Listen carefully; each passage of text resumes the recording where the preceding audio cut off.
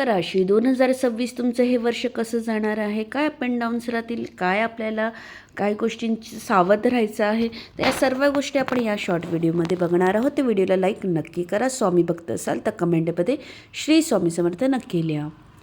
सर्वात पहिली गोष्ट, वर्षाच्या सुरुवातीला ना थोडंसं मानसिक चढ उतार राहील, पण एप्रिलनंतर स्थैर्य व यशाचा मार्ग खुला होईल. ओके, नवे प्रोजेक्ट आणि वरिष्ठांचा पाठिंबा डेफिनेटली मिळणार आहे.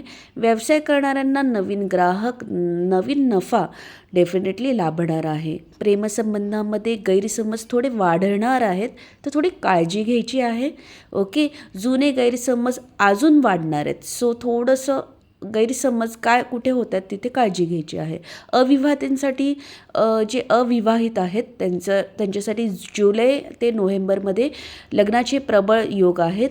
ओके, कौटुंबिकांमध्ये जुने मतभेद दूर होतील कौटुंबिक यामध्ये. ओके, आरोग्यामध्ये कसं आहे, जे तुमचे जुने आजार होते किंवा जुने तक्रार होते आरोग्याबद्दल जे काही असेल, तर त्याचं निवारण 2026मध्ये तुम्हाला बघायला मिळणार आहे आणि तुम्हाला त्याचा पॉझिटिव्ह रिझल्ट 2026मध्ये डेफिनेटली छानपैकी बघायला मिळणार.